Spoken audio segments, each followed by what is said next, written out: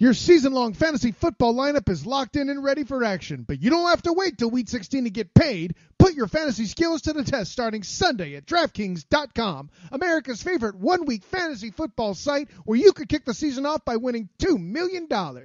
It's the biggest fantasy football contest ever. $10 million in prizes are up for grabs, including $2 million for first place and $1 million for second. One-week fantasy means no season-long commitments. It's fantasy football on demand. Play where you want, when you want, with the players you want. Then turn your love of football into a life-changing payday. Just pick up your players, pile up the points, and pick up the cash. That's it. You've never experienced football like this. This isn't fantasy as usual. This is DraftKings. Welcome to the big time. Hurry to DraftKings.com now and use promo code SPREAKER to play for free for a shot at $2 million in the Week 1 Millionaire Maker. Enter SPREAKER for free entry now at DraftKings.com. That's DraftKings.com. The Columbia Broadcasting System and its affiliate stations coast to coast present Baseball, Beer, and Barbecue. The 0-2, swing and a miss, strike three, blew it past it. Discussing baseball, good drinks, and food. And you got your honey mustard? I love mustard. With Ted Hicks and Lee Vowell. Well, big deal. I am very professional. On the Happy Hour Network.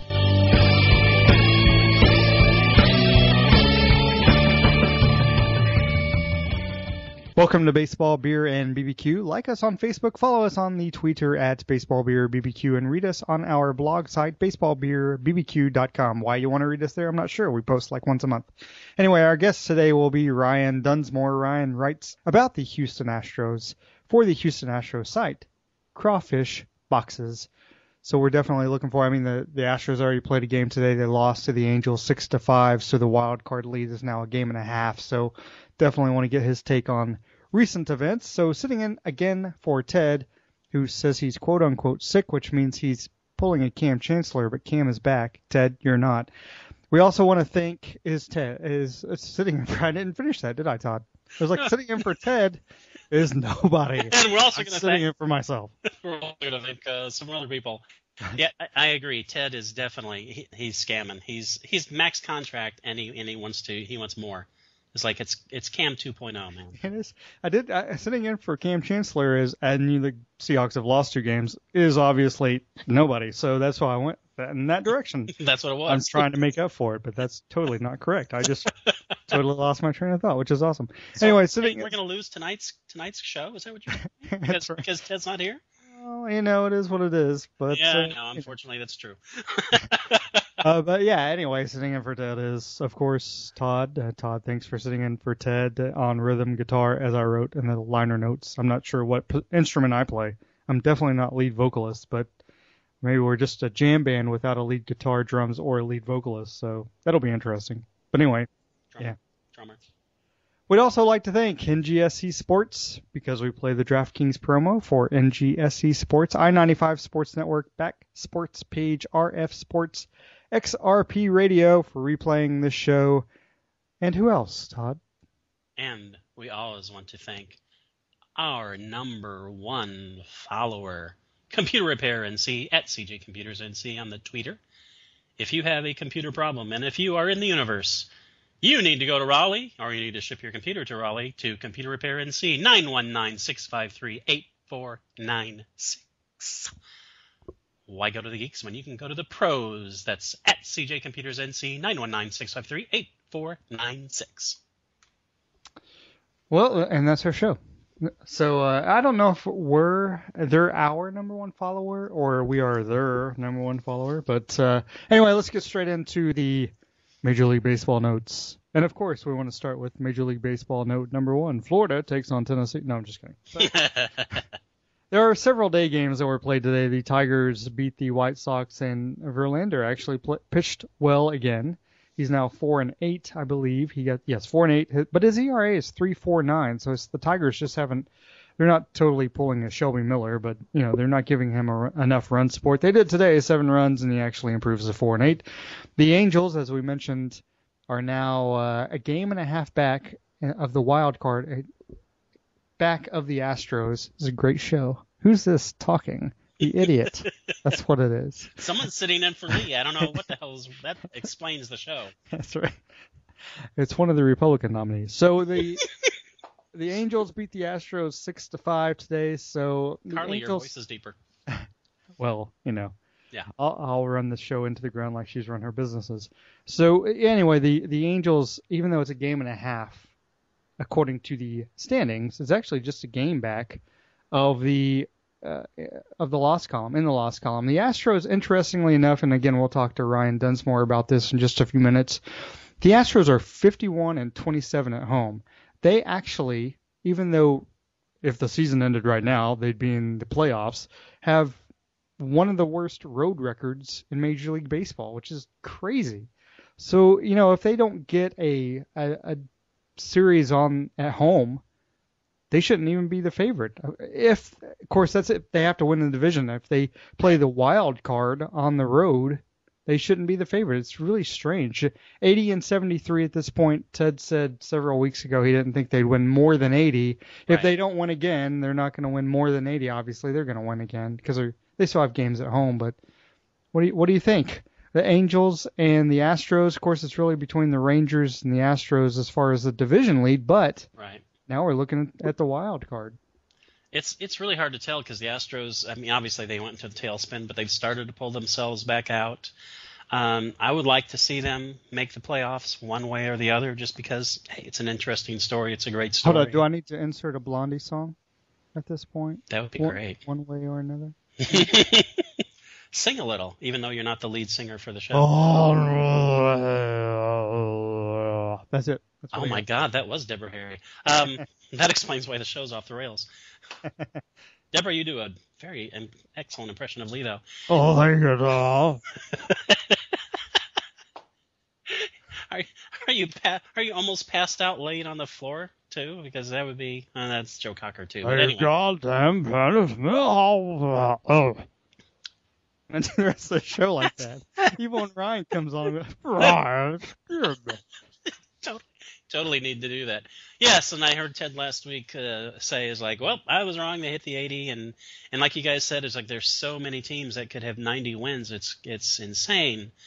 But as to your point, as far as their road record, they are in serious trouble if they don't win that division. Well, they're kind of in trouble right now, but man, if they have to go the playoff route and watch, then they'll win every game on the road and sweep. But it's we'll get more into the Astros when Ryan comes on. Depending on how you introduce him or not, he may not be on the show. Yeah, awesome, right? So let's take a look at the wild card standings currently. And the Yankees are going to make the playoffs. They're 4.5 games up over everybody else. The Astros theoretically are a game and a half up over the Twins and the Angels, but and 4 games in the standings, 4 over the Indians. But the Astros are tied in the loss column with the Twins. They've played 3 more games than the Twins. They are 1 game up over the Angels in the loss column. And even though they lead the Indians by 4, they are only 2 games in the loss column up over the Indians. That's crazy. It is crazy. Now, the Indians would obviously have to jump 2 other teams at this point, 3, really. Right. But it's conceivable that even though the Indians are, I'm not joking, a game under 500, that they could make the playoffs still. It's funny because if we just we put one of the National League Central teams in the American League, we're talking about probably the Yankees and whoever else, we've put the National League Central team in the division of the American League. I mean, it's the Astros are not going to make the playoffs unless they beat the Rangers, but it is what it is. It's a very strange year. The Yankees have 83 wins right now. I mean, they're doing pretty well, 16 games over 500, but that's a wild card team. And then the Astros, 7 games up over 500, are tied in the loss column with the Twins and the game up over the Angels and 2 games up over the Indians in the loss column. But if you look, again, this sounds like I'm making a joke. The Pirates are in the lead of the wild card standings in the National League. They are 31 games up over 500. The Cubs, who are going to make the playoffs, 27 games over 500. All three teams in the National League Central, all three of the top teams in the National League Central, would lead any other division in baseball.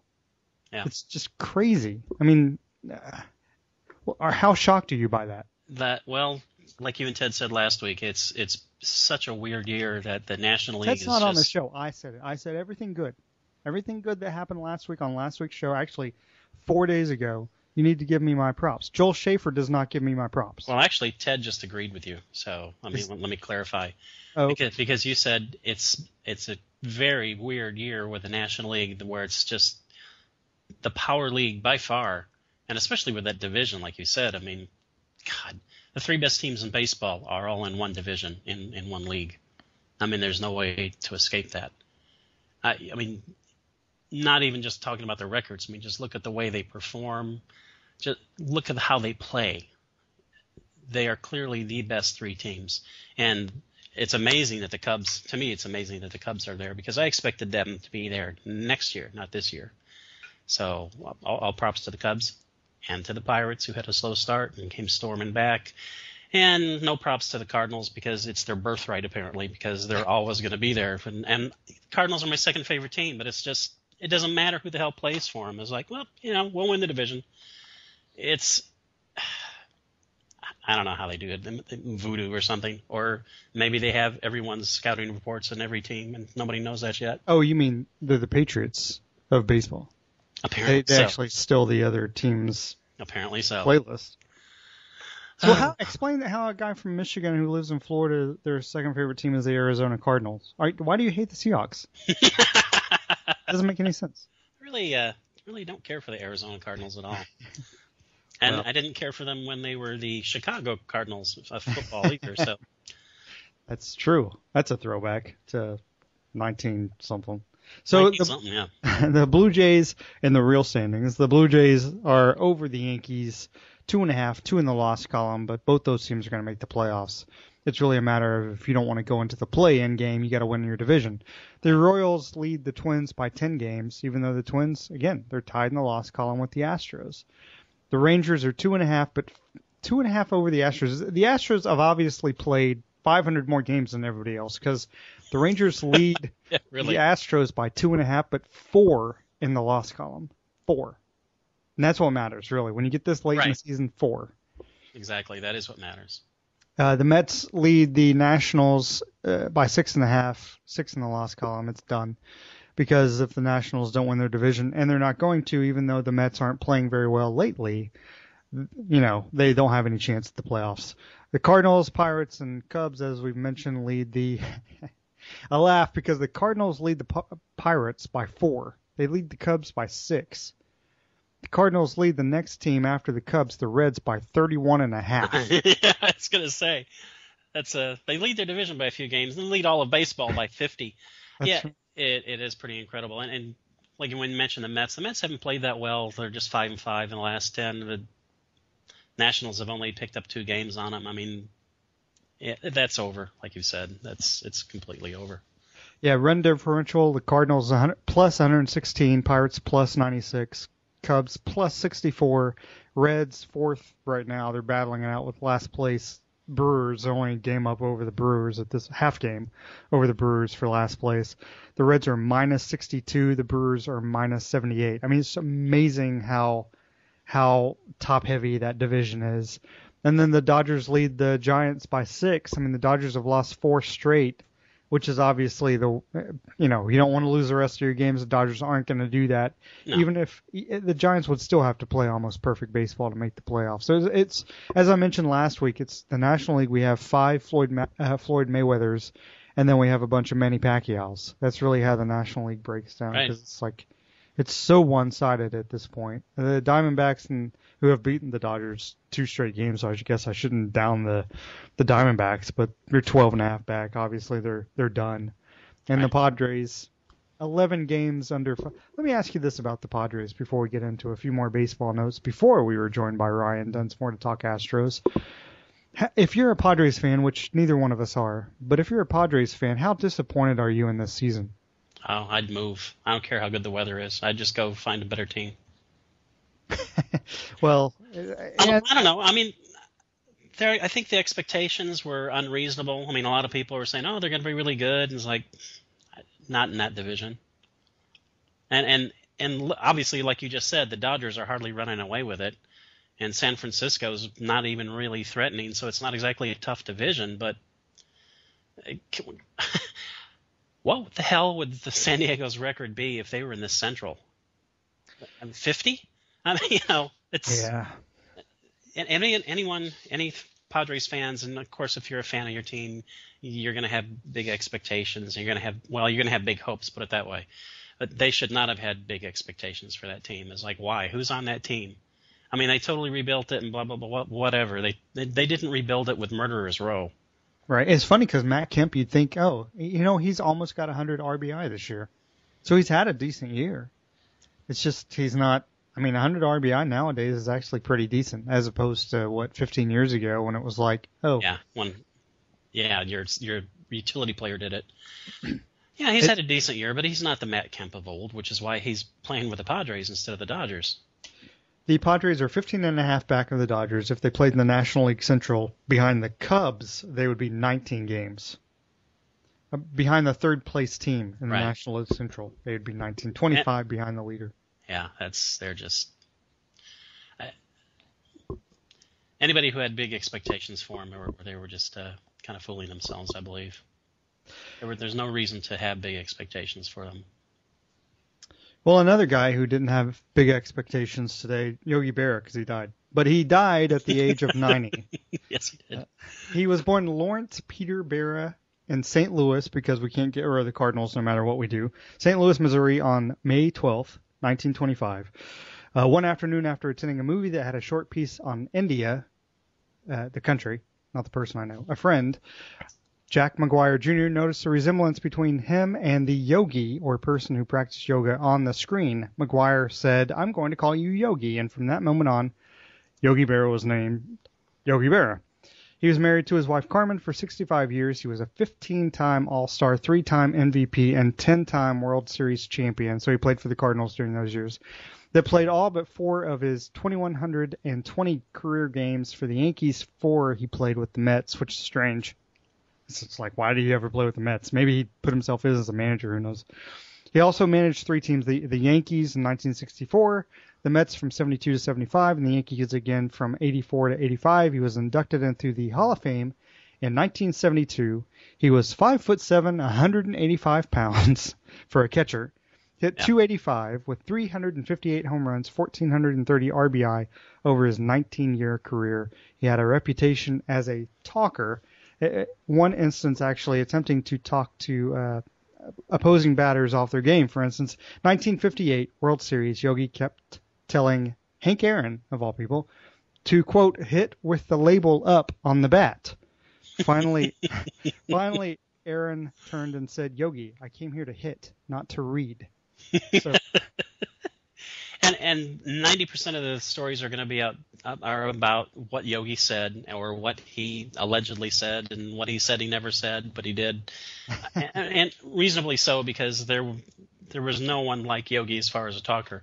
The thing that's kind of overshadowed is, and you've mentioned several things about it, there were very few people in the history of baseball like Yogi as a player.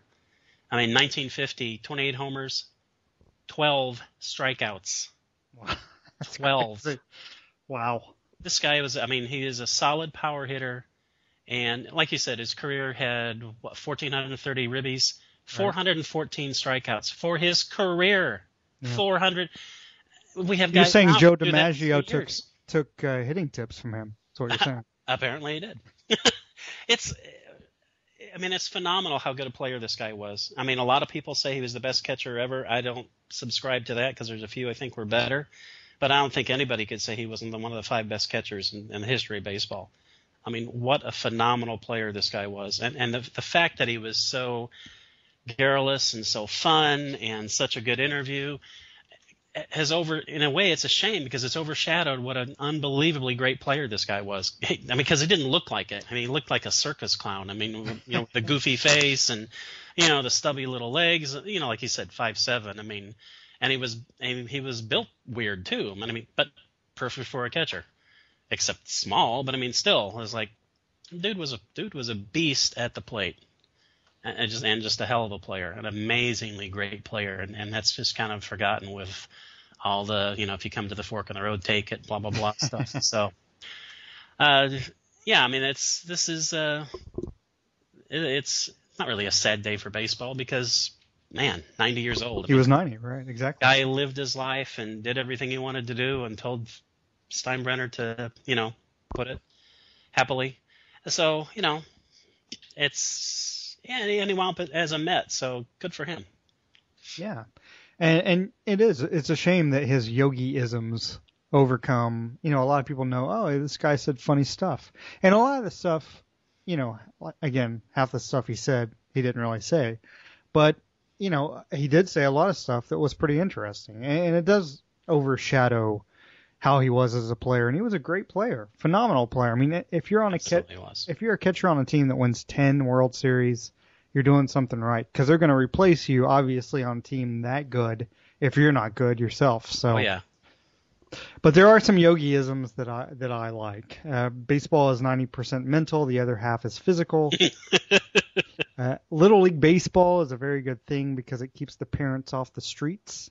That's what I like. We made too many wrong mistakes. Of course, it's like deja vu all over again. Right. You got to be careful if you don't know where you're going because you might not get there. And the one you mentioned, of course, when you come to a fork in the road, take it, which I don't actually think he came up with, although he may have come up with that in his head. He didn't actually, it's, as John Lennon said, you can't really say anything that's never been said before, right? So it's, right. But yeah, I mean, some of this stuff is just, he's not stupid because he knows what he's saying, and that's one of the things he said. I may not look smart, but he was a smart. You can't very bright guy, and because of his malaprops, that's overlooked too. But I mean, and especially as far as baseball intelligence. Oh yeah. And everyday living, yeah. I mean, this guy was bright, very bright. Yeah, I've off air years ago, I made the correlation that catchers are a little bit like quarterbacks because they're calling the game. And they have a lot to say in what goes on in the game, but really, they're a little bit more intellectually, I think, like offensive linemen. Offensive linemen, a lot of the times, those are the smartest guys on a football team. Yeah, and catchers are the same way because they're having to think about everything. There's not a dumb catcher. They may look dumb, whatever. Those guys are not. None of them are dumb. There's not a dumb, good defensive catcher. Put it that way. There might have been a few. Who weren't very good defensively, that weren't the smartest guy on the team. But if they were a decent, I don't mean great, I mean just good defensive catchers, guarantee you're right, they were the smartest guy on the team. Todd always brings in the Brian Downing hate. I don't know why. I don't know if it's a contract thing, but I don't know if you ever met Brian Downing. He's a fine guy. And could really lift weights. He could. So besides Yogi, of course, we talked about Rangers and Astros still battling it out. Yadier Molina for the Cardinals, partially torn thumb ligament on his left, so it's his catching hand, not his throwing hand, which I think it would be worse if it was on his throwing hand, obviously. And Adam Wainwright, by the end of the month, may return to the bullpen. He's had an Achilles tear since the beginning of the season, really.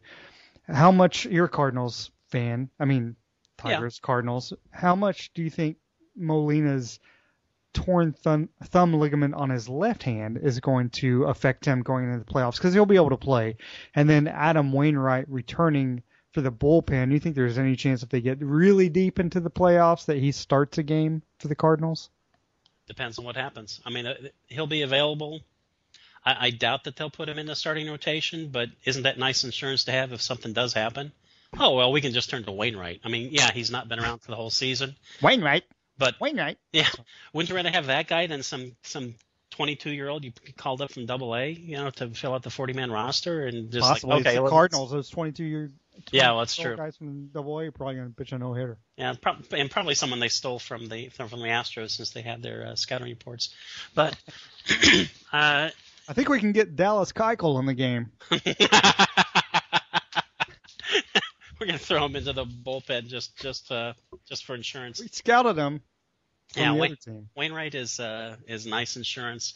Molina partially torn, and like you said, it's on his catching hand.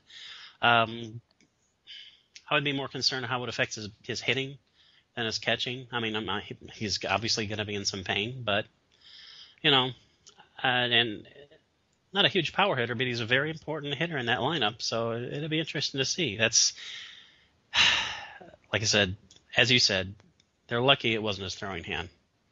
But you don't want to see injuries at this point in the season, even if they're kind of minor. So it's interesting that he actually had the same injury. On the other hand, last year, it's like, does he have weak ligaments in his thumb? He's got weak thumbs. Weak thumbs. It's really strange. Sounds like a Seinfeld episode. It does. It's because I said Cartwright, or I said Wainwright. Cartwright. Anyway, it's Costanza. So a couple other things really quickly. And again, we're going to be joined by Ryan Dunsmore, who writes for Crawfish Boxes about the Astros in just a bit.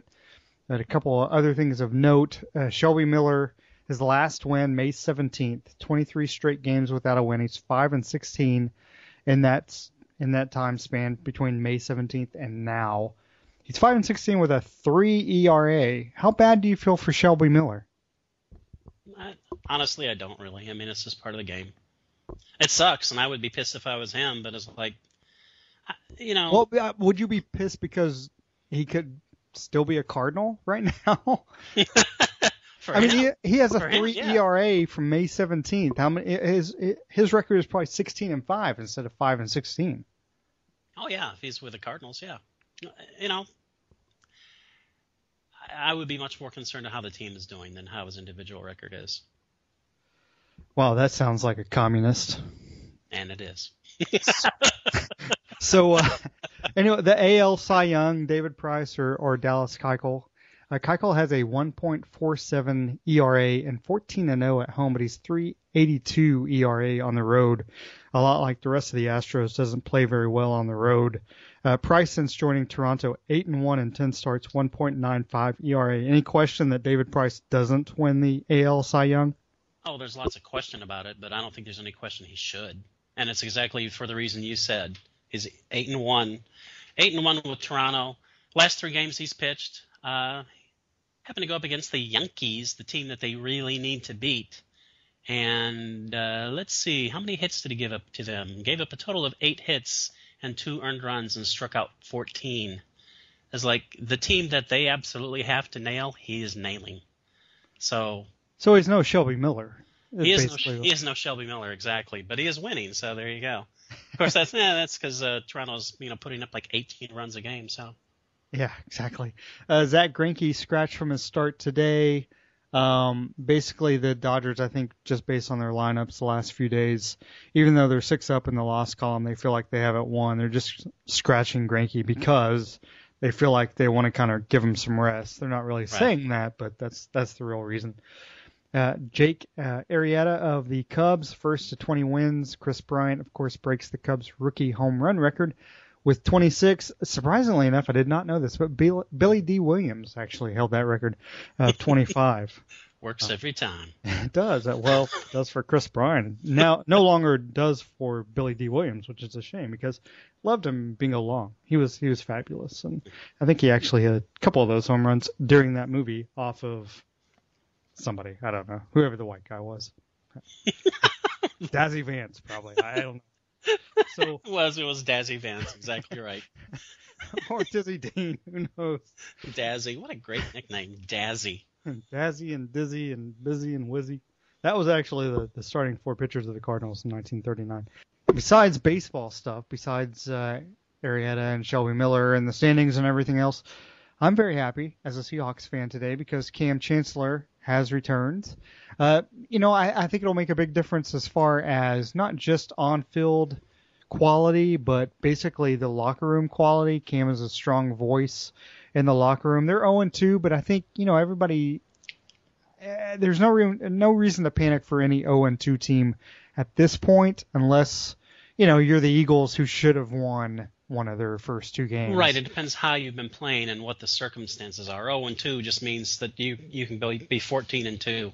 That's all it means as far as the record. It's no reason to start gnashing your teeth, especially in the Seahawks situation when you could say, I mean, you could say he's their best player. I mean, no, not really, but I mean, to me, but is he one of their top 4 players? Yeah, I think he is.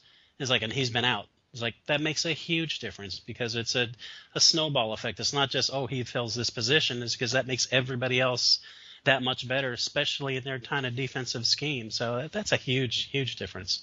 And off the field, too, like you said. I mean, now the team's going to be more cohesive off the field as well. So that's huge. Anybody, I can't imagine anybody picking Seattle to lose this Sunday. That's not going to happen.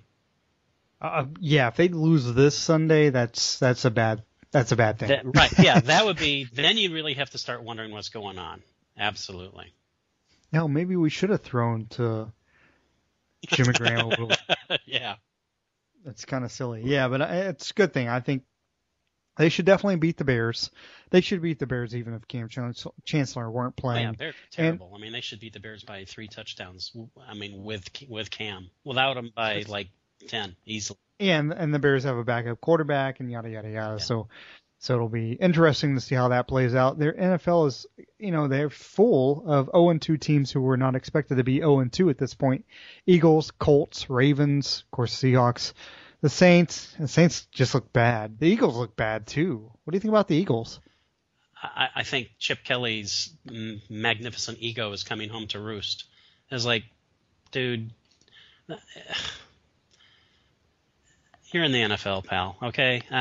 I'm sorry, but and college coaches in the past have come to the NFL and have done exceptionally well. It's like he seems to have hit the ceiling. It's like he's good enough to be right about here. It's the rah-rah crap. It's just it doesn't work in the NFL. I mean, they're adults. He's finding out at the coaching level what Johnny Manziel was finding out at the quarterback level. And yeah, he had a good game last week, and now he's on the bench again because he's still Johnny Manziel, so he should be on the bench. A Dolphins fan, I'm not happy with how they're playing. They're playing very poorly. They played like crap against the Redskins and pulled it out, and the Redskins turned out to be better the second week. I don't care. They're playing like crap because it's a terrible organization, and they're going to be terrible until they get a new owner. But I'd rather be a Dolphins fan than an Eagles fan right now because Kelly's not going anywhere for quite a while. I mean, Philbin could be gone after the 4th week. Who knows? But Kelly's going to be there, and as long as he's there, they're not going to win that division. They're not going to do anything. If they wind up 5-11, though, he might. I mean, at some point you have to think. I think he would survive even 5-11 at this point because he could point to say, "Yeah, but look what they did the other few years," and blah blah blah, and there'll be some excuse for it. There'll be some freaking reason for it.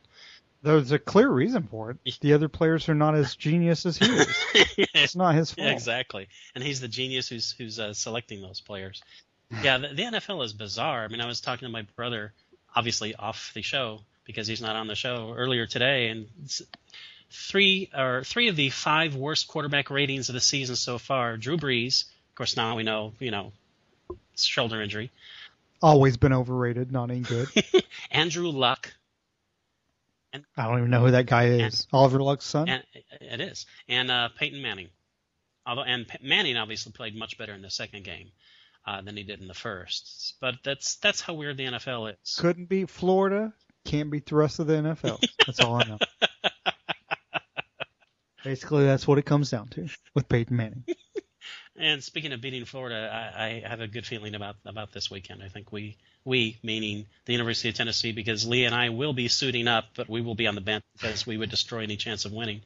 I think the University of Tennessee will win. I think this is their year to beat Florida. I'm not saying this is their year to let's run riot and win the division, but I think this is their year to beat Florida.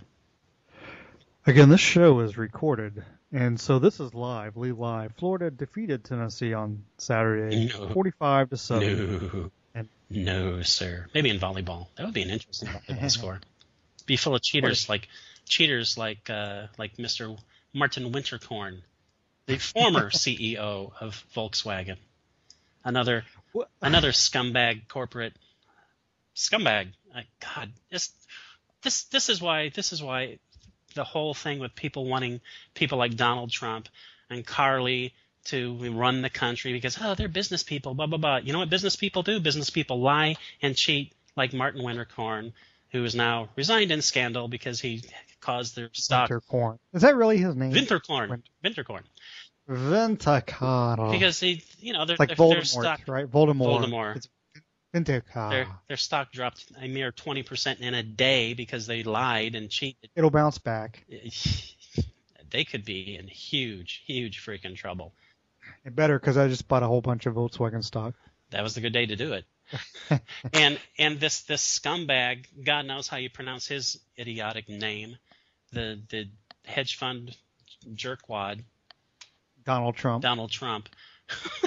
That's exactly right.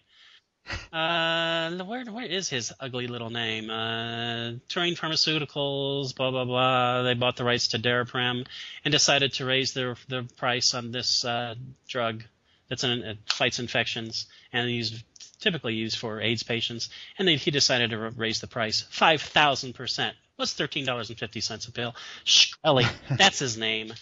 Scumbag Martin Shkreli. They raised the price from $13.50 a pill to $750 a pill. And now he said, oh, well, we're backing off because he's been excoriated and surprisingly he's not been assassinated. And I don't really think that's a really good idea, but it would be justified in this case. It's like, and now he's going to, we'll reduce the price. Didn't say what he's going to reduce it to. He didn't say he's going to reduce the price back to $13.50. Have you seen the guy? Have you seen this guy? Oh my God! And obviously people are choosing the photos, that they decide to run of him. But every photo I've seen of him, he looks like a D-bag, a total D-bag. But he looks like he's like 25, right? Yeah, I think. I mean, he does look like that. He looks like a kid. He He's has like no idea how he's hurting people.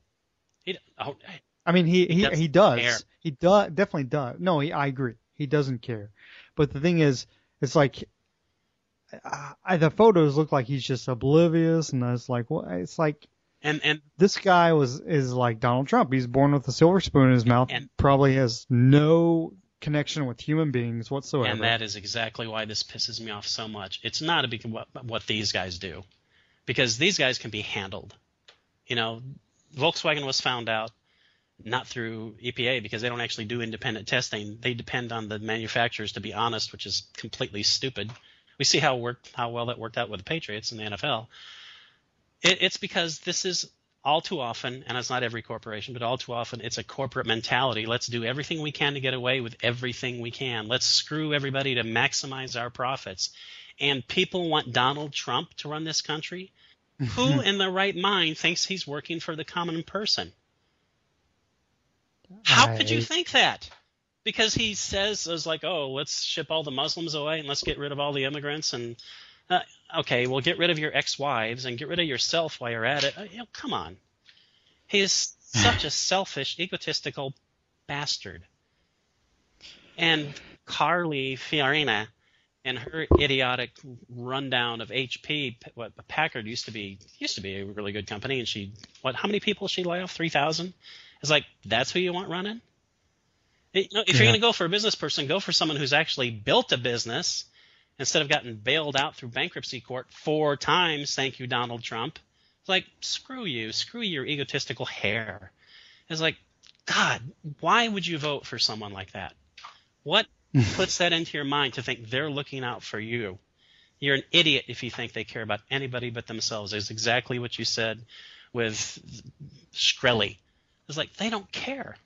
They don't care about anybody but themselves.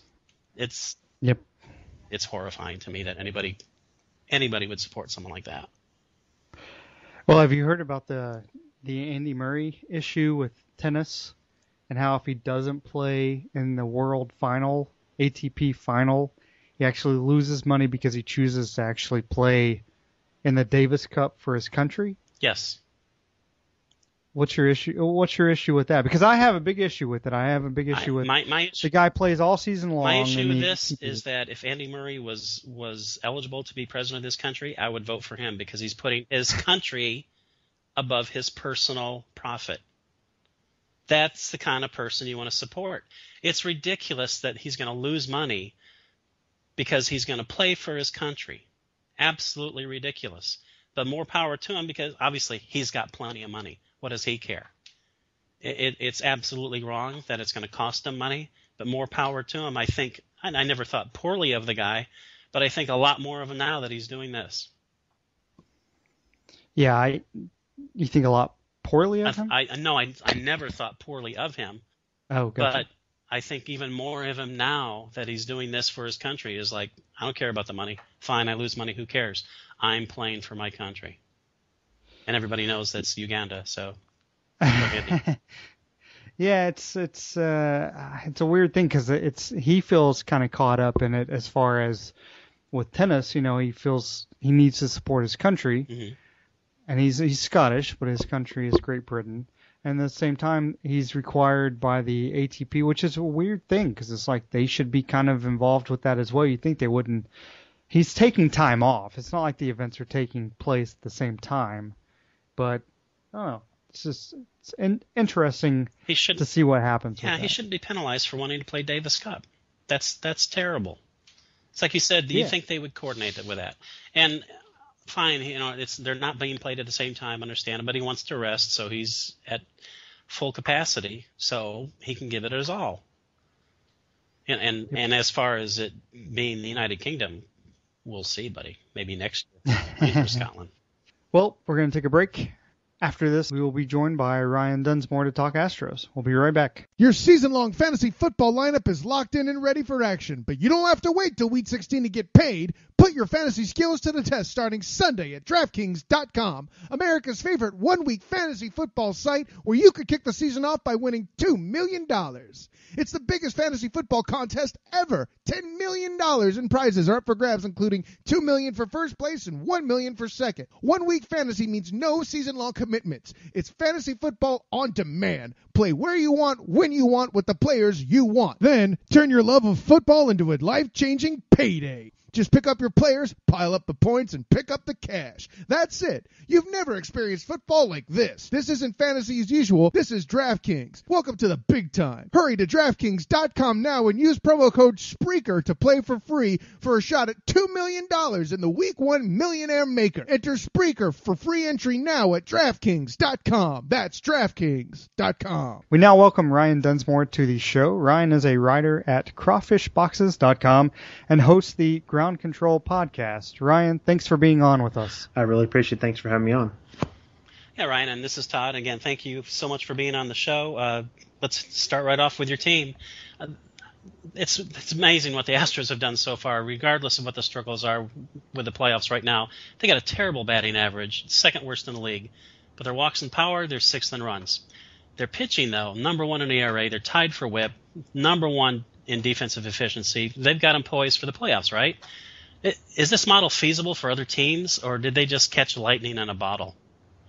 I would say this is more if I were to equate to another Houston team, the Rockets, just saying that it's more that they found the most efficient way they feel it possible to build a lineup, and they've gone and said, okay, we're going to be boom and bust on the offense, and we're going to be really good on defense, and we're going to have pitchers that go to that strength of defense and get a lot of ground balls and let our defense do a lot of the work and lead the league in shifts and kind of just push ourselves in the most effective and efficient way possible to be successful. So I think to answer your question, I do think teams can follow this model. Now, I don't think every team would want to try to do this boom or bust offense because, as we've seen in the past month, it hasn't been able to sustain itself. Right, and it is an interesting concept because when I think about it, just from you saying that, when it's a bust, their defense and their pitching is so good they still could possibly win games, and when it's a boom, it doesn't matter how their pitching is basically because they're going to win. But interesting concept. Talking about the pitching, Keuchel, he's been lights out at home. Of course, he's 14-0 at home. It's like, what's he doing differently than he was 2 years ago? He's been working the zone a lot better at the bottom there. He's kind of been just. I would say he's been a very similar pitcher in a lot of aspects. He's always been a pitcher that leans towards ground balls, but it seems like he's just kind of honed his craft. He's shown the glimpses of what he's shown now, but he's been a lot more consistent and effective with working, pinpointing his pitches at the bottom of the strike zone on both corners. And this is Lee again. I really appreciate you being on again. We're talking to Ryan Dunsmore of Crawfish Boxes. Ryan, let me ask you, Carlos Correa obviously has been great in his rookie season. How good do you think he can be? I've been asked this question a few times, and I hate giving the same answer every time. But he's on the same level of, I would say, a young A-Rod, a young Derek Jeter, or those once in a generation shortstops we've seen in the past. He's absolutely at that level because he's some of the best stories I've heard this season so far is that the moment that Jed Lowry went down at the beginning of the season, 3 or 4 players went into A.J. Hinch's office and asked when you're going to call up Carlos Correa, a guy that it was not even 21 years old. The major league players were asking for him to get called up. They realize how much of a special talent he is, and he has been basically the driving force of this offense for the past few months. Yeah, he looks phenomenal, and I think that's an excellent point. He looks like a young A-Rod. I mean, Jeter and A-Rod, different players, but he looks, hopefully he'll stay clean. I'm sure he will nowadays. The drug testing is good enough where players seem to need to stay clean, and he'll put up the numbers that A-Rod did, that A-Rod should have when he was clean. He looks like that kind of player, and he looks like he should do that. But, this team has literally been a work in progress. Only 2 pitchers have over 20 starts. McCullers just made his 20th last night, or the night before, I should say.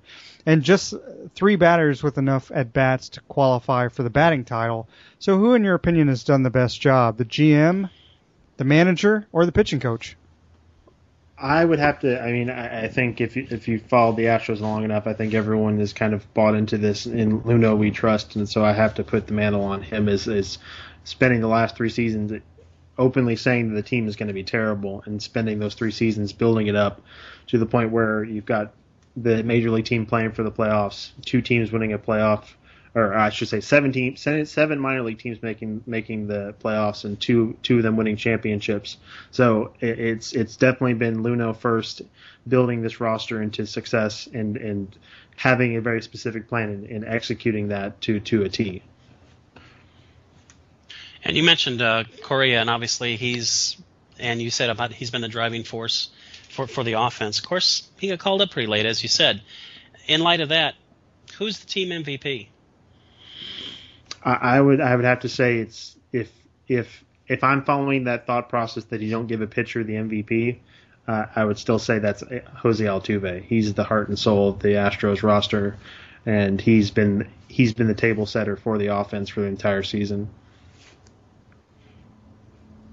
And if you do follow the thing where you could give it to a pitcher, does that change your choice of Altuve? Oh, that would be a very tough decision. Maybe I admit I was kind of going with a cop out there to set myself up with that role. Because really if you were to say, if you take everyone else out of this roster, the 2 people you couldn't do it without are Dallas Keuchel and Jose Altuve. I would go on this simple thought process, is that Dallas Keuchel has not been as good on the road, and he had a big stumble in Arlington when the team needed him the most. I would still have to give it to Jose Altuve. He's been extraordinarily consistent this season. Fair enough. And I agree. Pitchers can't get it.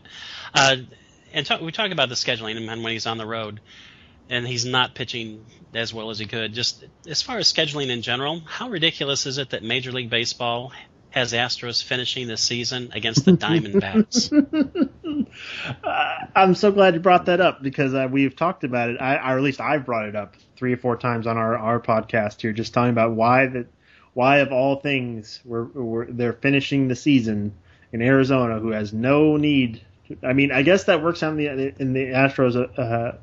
Works in the Astros' favor, because hopefully they will sweep 3 games, and then that will help them get into whatever the wild card or the division crown. But it is absolutely absurdity, insanity. It's right up there with the missed replay call that happened today in the baseball game against the Angels. So it's MLB's hasn't been kind to the Astros. Yeah, I don't think they've been kind to anybody. The scheduling seems to just be weird. I mean, Todd and I are old enough to remember where there was no interleague play, but now it's like interleague play. It would be cool if they played it during June or July, but now they play it the opening series and they play it the last series of the season for different teams. I mean, what do you think about that scheduling? Is Major League Baseball just like, are they going too much with interleague play? Should they just limit it to a couple months? I've kind of got some at least I would think personally, forward-thinking ideas when it comes to scheduling. I do agree with your concept there, and I think they should have that interleague play I cannot speak today for some reason. Have it just a certain section of the schedule, like where okay, everyone's going to go into interleague play for a period of time here. We're all it's going to be, you can schedule that out and have an event with that. The other thing I would say with scheduling in general, I think the major league season should be pushed up as far as it can be, and also cut short as much as major league owners would allow, to make sure that it's not bumping up with football. Not because I'm a big football fan or something, but I want to. They have done a great job of making sure that the sport is relevant throughout the year. Why not compartmentalize the baseball to a period where you want to care about it during the spring months into the fall, and then have it actually the season end in the fall as opposed to almost into November. So you would be cool with like a 154 game season following back to that? Yeah, I'd be absolutely cool with that. Just because at some point if we're going to live in this world where everything's so modern and streamlined, that if there at some point during the end of the season, the fans' focus outside of the teams that are in the playoffs for hunt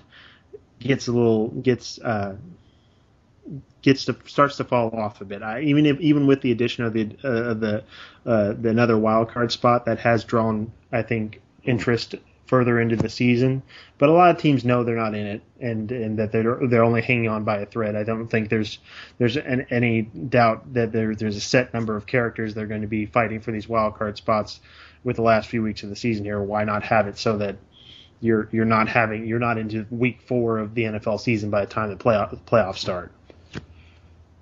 Yeah, that's a good point, because the Reds and the Brewers basically lost interest, I think, in June. Yeah, based in the division they're in. So it's interesting. You were at the game today. You were at the Astros game. The Astros really have exceeded, I think, expectations. They were expected to be better, but not be in the position they are right now. Just being at the game with the fan involvement, do you feel like the Astros have led most of the season? Now they've fallen back a little bit. They should still make the playoffs if the season ended today. What do you think about the fan interest in the game, or not interest, but involvement? Do you feel like the Astros fans are happy even if the season ended today, they didn't make the playoffs? Or do you expect them to be... Do they have the expectation that the Astros should make the playoffs because all season long they've basically led the division? Do you think they'd be disappointed if they didn't make the playoffs at this point? I think there would be a level of disappointment. I think there would be some pride of more that the baseball is back as a general populace. I think at the moment here, the Houston fans haven't quite caught on yet. Still, the team is really good. You spend 3 seasons losing 100 games, you kind of drive everyone away, and to the point where it was very extraordinarily poor attendance at the end of last season. So they have a lot farther to come to where you have a regular amount of fan support. So it's been kind of odd to see the amount of, or lack thereof, number of people coming out to the games during a playoff hunt. But I don't think there's going to be a major outcry if the Astros don't make the playoffs. I think there's going to be a lot more pride than there is disappointment, just because you're moving in the right direction. Yeah, and I think that's how it should be. I think that's a good way to view it, because they are ahead of schedule. And you mentioned the Astros minor league affiliates, 7 in the postseason, 2 championships. The farm system obviously is top 5 in almost every ranking. What players will you see next year, or maybe even the year beyond, that should make a difference in the playoffs coming for the Astros? Because they're going to be a playoff contender for several years, not just this year. What players do you see making an impact this year, 2016 and beyond? Well, I think it would be a major disappointment if you didn't see Mark Appel, the first overall pick a few years ago here, make the roster and hopefully push for one of the starting positions. So you could definitely see that the Astros not necessarily the most flamethrower, deepest rotation in the league, but it has an extraordinarily high floor. Adding Appel to that only, I think, would make them younger and hopefully better in some capacity. Now, there's some lower level players, you're going to see more here. Somebody that's already on the roster here that just got added today was John Singleton, who hopefully will take the job in the future at first base. The PCL League playoff MVP Tony Kemp, who played shortstop and second base at Vanderbilt. He's a really good, solid player. You should see him, and those are really the guys I would say at the top. That's the kind of the scary thing about the Astros. There's a lot of positions that are set going forward that really there isn't much to change. It's kind of can someone step up and take a spot like Alex Bregman, who they drafted with their first pick this year? How much longer do you have to wait on a guy that's been in college for 3 years, and can he take over at third, or if some weird series of trades or injuries happen, does he take over at second? Because as many people have tried to push Carlos Correa to third base, I don't see him moving anytime soon. And this is Todd, and he shouldn't, Ryan. If he can play short, he needs to play short. Absolutely. That's it. And you can never have too much talent. I mean, if there's a logjam, you got bargaining chips to fill in, get more pitching or whatever. So, and I'm really glad to hear that you say the consensus down there seems to be that people are just going to be proud of what they have achieved, even if they don't make the playoffs because they're so far ahead of schedule. So that's really great to hear. Going back to, you mentioned about you'd be absolutely fine with a 154 game schedule, and we had talked about this a few months ago, and we'd all agreed, it's like, why not do that? And again, we think that'd be a great idea. To me, there's an added bonus is once you change the standard for the records, and obviously the standard would change by dropping down to 154, to me that would help alleviate the whole problem with the PED era, did he or didn't he? It's like, because now the standards have changed again, and it might, in a way it's bad because it makes it a little more murky, but it might be what baseball needs at this point. Do you think that would be a little bit of an added benefit for dropping to 154, that it would just kind of change those counting stats? So the steroid era would look a little bit more egregious, like it would stand out more and say, hey, this is what that looks like, or is that what you mean? To me, it would just kind of reset the whole thing, and people would just kind of like, oh, who cares? Oh, okay. So you mean like there would be a new standard, so then you can just take it going forward. Okay. Yeah. No, I think that would be an added benefit. I'm just more thinking along the lines of just trying to out NFL the NFL and schedule your time so you're getting most eyeballs possible. That's absolutely the benefit, right? Condense it, like you said, and make it more meaningful and tighten it down. Mm-hmm. Absolutely, that is absolutely the benefit. Because I think they've gotten too far of just saying, okay, we're going to spread this out as much as possible. We're going to have the playoffs as long as possible, so that we can and try to get as many eyeballs that way. I think you want to get to the point where baseball is the only thing people want to talk about.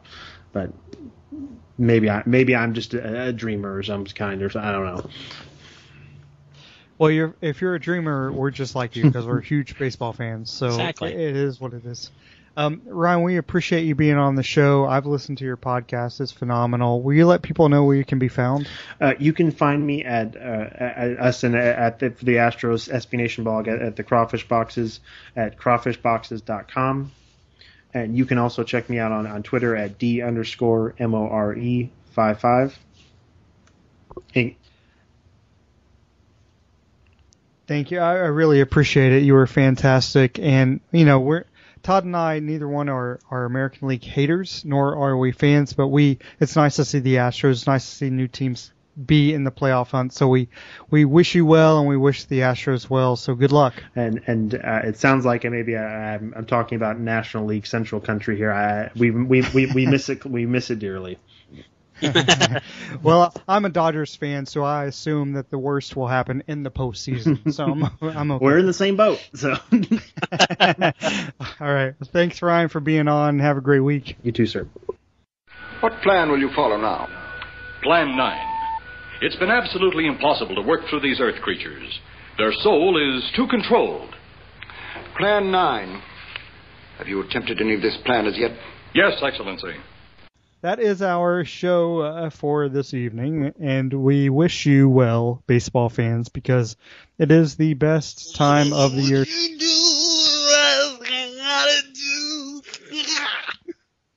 I appreciate Todd taking a bowel movement on the show. That's fantastic, but hopefully he is disappeared. It's awfully quiet. Maybe his computer has shut him down. So anyway, we want to thank you for listening. It's a great time to be a baseball fan. It is, but it's a better time to be a Joe Cocker fan. Let's hear your Joe Cocker. I know you can do Joe Cocker. I can't. Oh, yes, you can. I can do Tom Waits, and okay, that's it. Even better. In the big brown flame. That's it. Is that okay? Is that all right? I feel like that was all right. That was a $1 million impersonation. Thanks for listening to Baseball, Beer, and Barbecue. We will be back in 1,000 weeks because I'm going to go to... Actually, we'll be back next week. I'm trying to think. 1,000 weeks. Back on. Actually, we'll be back next week where we talk to Eric Chesterton to talk Phillies because the Phillies actually have a really good farm. We'll be back in 2035. That's right. The next time the Dodgers win the World Series, which is 22-40. And thanks for listening. That's our show. Bye. The fans hoping to catch a little bit of the old-time religion right here, baby. With Junior stepping up to the plate. Here comes the stretch. And the pitch to Junior on the way. Swing and a fly ball hit to deep right center field. That baby is going to be fly away. The old-time religion lives. Junior does it. A 2-run home run. And we are tied at 3-3.